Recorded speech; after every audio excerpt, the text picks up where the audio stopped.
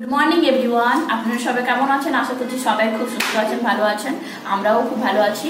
তো আজকে হচ্ছে রবিবারের সকাল বেজে গেছে আজকে 9টা। সকালবেলা ঘরের যা কাজকর্ম থাকে, সকালবেলা চা খাওয়া হয়ে গেছে, আমার ঝাড়ু লাগানো হয়ে গেছে। এখন যে যাবতীয় যা কাজ আছে ওগুলো করে নেব। তারপরে চলুন আমার সঙ্গে আপনারা ব্লগটা দেখতে থাকুন, আপনারা স্কিপ করবেন না। আশা করছি আপনাদেরকে সবাই খুব ভালো লাগবে। আমি চলে এসেছি আমার বেলকনিতে। বাইরে কিন্তু প্রচুর পরিমাণে রোদ বেরিয়েছে, মনটাও বেশ ভালো লাগছে রোদটাকে দেখে। তো রোদকে দেখতে দেখতেও আমি আমার ফুল গাছগুলোকে দেখছিলাম। অনেক দিন থেকে অনেকটা ফুল কালো কালো হয়ে গেছে, আর অনেক ফুল ফুটেছেও। আমার জবা গাছে অনেক জবাও ফুটেছে। ছোট জবা গাছগুলোতে কিন্তু 3-4টে করে প্রতিদিন ফুলই হতে থাকে, ভালোই লাগে দেখতে। আর আমার এবছরে নতুন গোলাপ গাছে গোলাপ হয়েছে, তাও পিচ কালারের। পুরো সূর্যের আলো পড়তে ওতে পুরো সূর্যের আলোর মতনই হয়ে গেছে। আর আমার চন্দন জবাও পিচ কালারের।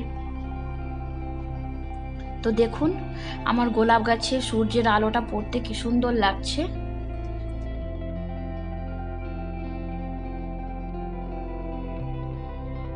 তারপর আমি বারান্দায় যে টবগুলোর সাইডে না অনেক ধুলো জমা হয়ে যায়।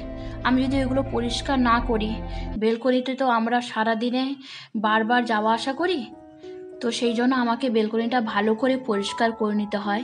গ্রিল আরও সব কিছু ডাস্টিং করে নিতে হয়, কেননা কাপড় আরও কেচে যখন আমি কাপড় আরও পাতাই, তখন ওই ধুলো বালি নোংরা লেগে কাপড়গুলো নোংরা হয়ে যায়। তো আমি এখন বেলকনিটা সবার ফার্স্টে পরিষ্কার করে নিচ্ছি। তারপর ঘরের তো ঝাড়ু লাগিয়ে নিয়েছিলাম, ঝাড়ু লাগানোর পরে ডাস্টিং করেছিলাম না। এবারই তো প্রতিদিনের কাজ, আমার ধুলো না জমলেও কি বলুন তো, অভ্যেসে যেটা আছে, আমার অভ্যেস আছে প্রতিদিন ডাস্টিং করা ঝাড়ু মেরে। তো আমি সেই ডাস্টিং করে নিচ্ছি। আজকে একটু তাড়া আছে, সানডে হলেও যে ছুটির দিন তা নয়,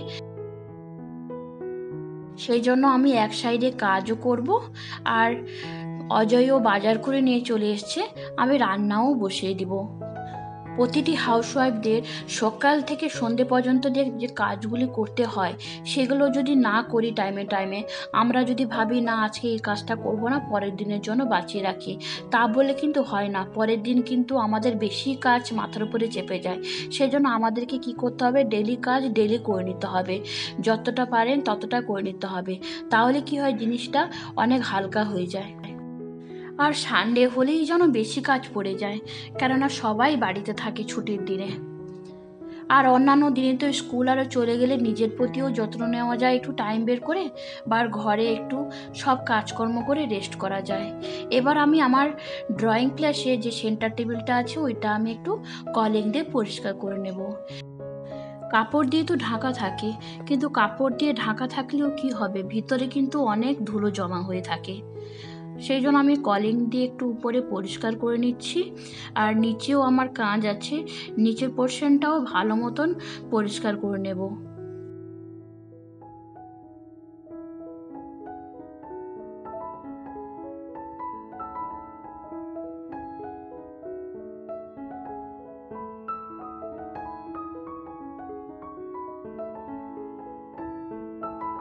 এবার আমার পরিষ্কার করা হয়ে গেছে।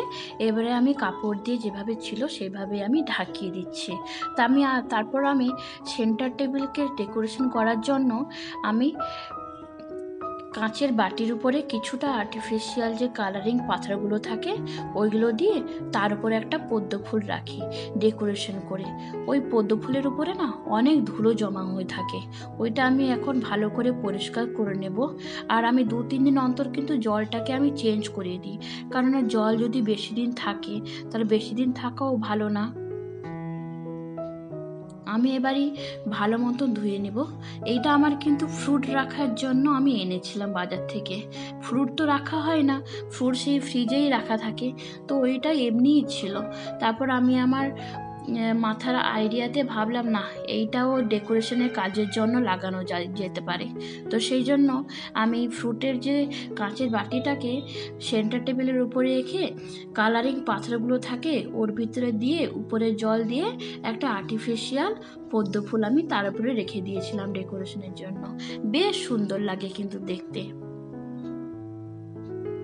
তো দেখুন আমার পরিষ্কার করে দিয়েছি, আমি পরিষ্কার করে দেওয়ার পরে কত সুন্দর লাগছে।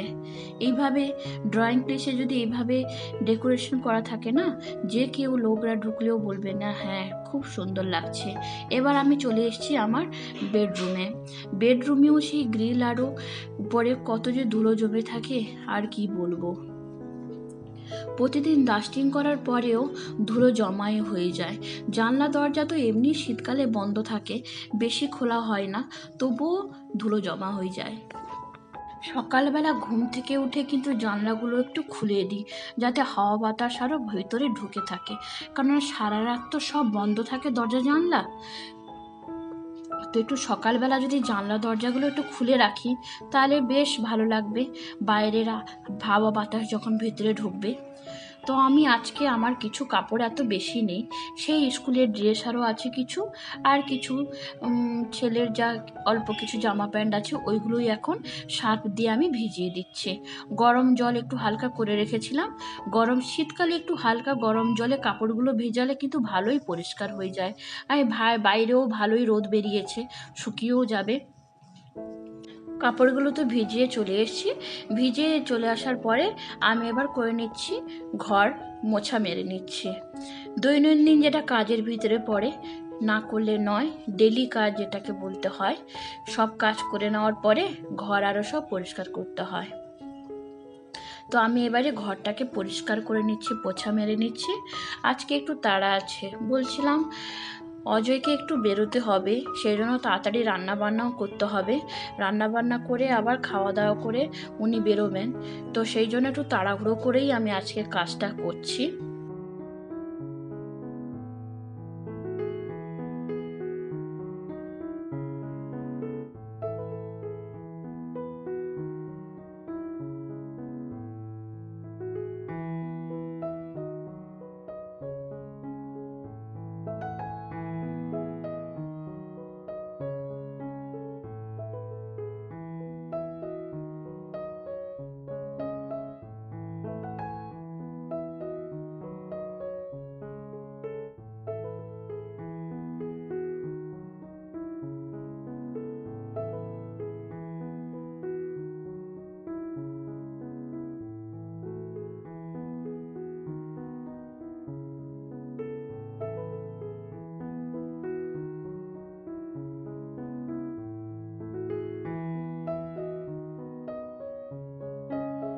ঘর আরও মোছা মারা কমপ্লিট করে আমি এবার চলে এসেছিলাম কিচেনে বাজার থেকে চিকেন নিয়ে চলে এসেছিলো, তো চিকেনটা আমি এবারই ভালো করে পরিষ্কার করে ধুয়ে নেব।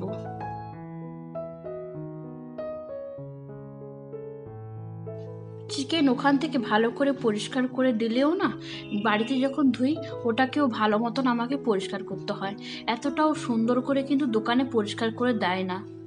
তো আমি এখন হাফ রেখে দেবো, কারণ পুরো চিকেনটা আমি এখন রান্না করব না, অল্প কিছুটা রেখে দিব আর বাকিটা রান্না করব। তো লবণ হলুদ গুলিয়ে আমি রেখে দিয়েছি, সবজিও কেটে নিয়েছি, সবজি বলতে ওই আদা রসুন ওইগুলোই। আর আজকে একটু দেরি হয়ে গেছে বলে 15 মিনিটের ভিতরে আমাকে মাংসটা রান্না করতে হবে, সেই জন্য মাংসটা আমি আগে তেল দিয়ে ফ্রাই করে রেখে দিয়েছি, আলুও তেল দিয়ে ফ্রাই করে রেখে দিয়েছি। এবার তেলে তেজপাতা আর পেঁয়াজ কুচিয়ে দিয়ে দিলাম, আলাদা আদা রসুন গোটা ধনে গোটা জিরে আর গোটা শুকনো লঙ্কাকে আমি শিলনোড়ায় বেটে রেখেছি, ওইটা এখন তেলের ভিতরে দিয়ে যেভাবে মশলা কষানো হয় সেভাবে আমি ফ্রাই করে নিচ্ছি। হালকা ফ্রাই হয়ে যাওয়ার পরে আমি ওতে এখন গুঁড়ো মশলাগুলো দিয়ে দিব, হলুদ গুঁড়ো, ধনে গুঁড়ো, গোটা ধনে বাটা তো আমি দিয়েছি, তবুও আমি গুঁড়ো ধনেটাও ইউজ করব। তো হালকা ফ্রাই করে এবার আমি টমেটোটাকে কুচিয়ে রেখেছিলাম, টমেটোকেও দিয়ে দিব। আর মাংসটা হালকা ফ্রাই করে রাখলে না মাংসরও রান্নাও তাড়াতাড়ি কমপ্লিট হয়ে যায়। তো আজকে আমার তাড়া আছে, 15 মিনিটে আমাকে মাংসটা রান্না করতে হবে, সেই জন্য আমি এইভাবে আজকে রান্নাটা করলাম। তারপর যে বাটা মশলার জলটা ছিল ওইটা দিয়ে ভালো মতো নেড়ে চেড়ে যতক্ষণ না তেল বেরিয়ে যাচ্ছে মশলা থেকে ততক্ষণ নাড়াচাড়া করে তারপর লবণ হলুদ মাখিয়ে রাখা মাংসটাকে যে ফ্রাই করে রেখেছিলাম আর আলু ফ্রাই করে রেখেছিলাম ওইটা দিয়ে ভালো মতো নেড়েচেড়ে একটু কষিয়ে নিতে হবে ঢাকনা বন্ধ করে 5-7 মিনিট মতন এইভাবে কষিয়ে নিতে হবে যতক্ষণ না মাংস থেকে হাড়গুলো বেরিয়ে যাচ্ছে হালকা। আপনারাও এইভাবে ট্রাই করতে পারেন বন্ধুরা। যেদিন তাড়া থাকবে আপনাদের, তাড়াতাড়ি রান্না করতে চাইবেন মাংস, 15 মিনিটে আপনারা মাংসটাকে হালকা ফ্রাই করে নেবেন লবণ আর হলুদ মাখিয়ে, ব্যাস আপনাদের তাড়াতাড়ি হয়ে যাবে। আর আমি এক সাইডে গরম জল বসিয়ে দিয়েছিলাম গ্যাসে মাংসতে দিব বলে। মাংস যেহেতু আমি তাড়াতাড়ি রান্না করব, আর আমি সবসময় কিন্তু গরম জলটা ইউজ করি মাংসতে দেওয়ার জন্য। এতে কি হয়, মাংস রান্নাটা বেশ ভালো হয় আর স্বাদটাও কিন্তু খুব ভালো হয় আর তাড়াতাড়িও বানানো হয়ে যায়। তো আমি আলাদাভাবে গোটা গরম মশলাও কিন্তু বেটে রেখেছিলাম, তো ওইটাও আমি এখন দিয়ে 2 মিনিট মতন ফুটিয়ে নেব। 2 মিনিট মতন ফোটানোর পরে ধনেপাতাও কেটে রেখেছি, সব কিছু অ্যারেঞ্জমেন্ট করে রেখেছিলাম, ধনেপাতাও কেটে রেখেছি। ধনেপাতাটা দিয়ে ব্যাস আমার দিলে রান্না কমপ্লিট হয়ে যাবে। 15 মিনিটে আমার কিন্তু কি সুন্দর মাংস রান্নাও কমপ্লিট হয়ে গেল। এবার আমি খেতেও দিয়ে দিব, আর খেতেও বসে গেছেন। তো দেরি হয়ে গেছে যেহেতু, তো আমি এখন তাড়াতাড়ি খেতে বেড়ে দিচ্ছি। খেয়ে দিয়ে উনি বেরিয়ে যাবেন, তারপর আমি আমার স্নান আরও করে যাবতীয় যা কাজ আছে ওগুলো এখন করে নেব।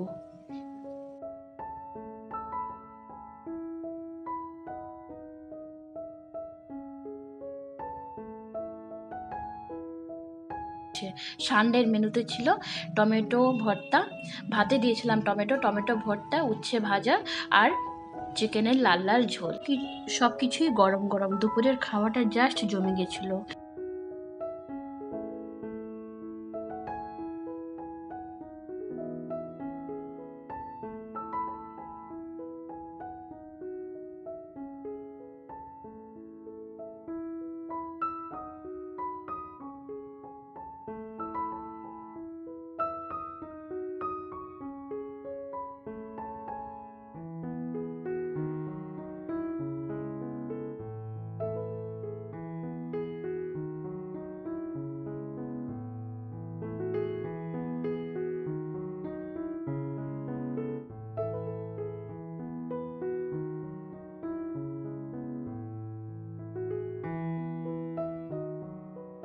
খাওয়া রূপচা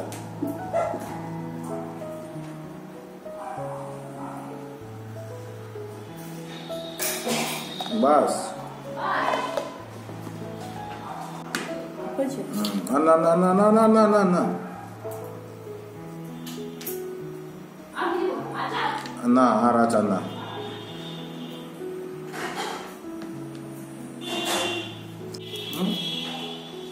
উচ্চা বাজা। আমি স্নান করেও চলে এসেছি। তো আমি সকালবেলা মাথা চিরুনি করেছিলাম না, এখন স্নান করে এসে মাথায় চিরুনি দিয়ে সিঁদুর আরও পরে কাপড়গুলো যে কেচেছিলাম ওইগুলো আমি এখন শুকিয়ে দিচ্ছি। শীতের সময় তো রোদ বেশিক্ষণ থাকতে চায় না, তাড়াতাড়ি চলে যায়। তো বেলাও হয়ে গেছে প্রায় 12টা। আমার সকালবেলা কাজও কমপ্লিট হয়ে গেছে আর দুপুরবেলা রান্নাবান্নাও সব কমপ্লিট হয়ে গেছে। কালকে আছে সোমবার, কাপড়গুলো শুকিয়ে গেলে আমাকে আবার প্রেস আরও করে রেডি করে রাখতে হবে পরের দিনের জন্য, পরের দিন স্কুল আছে যেহেতু। তো আমার ব্লগ যদি বন্ধুরা আপনাদেরকে ভালো লেগে থাকে প্লিজ সাবস্ক্রাইব করতে ভুলবেন না। আপনারা সবাই ভালো থাকবেন, সুস্থ থাকবেন। আজকের মতন এই পর্যন্তই, সবাইকে টাটা।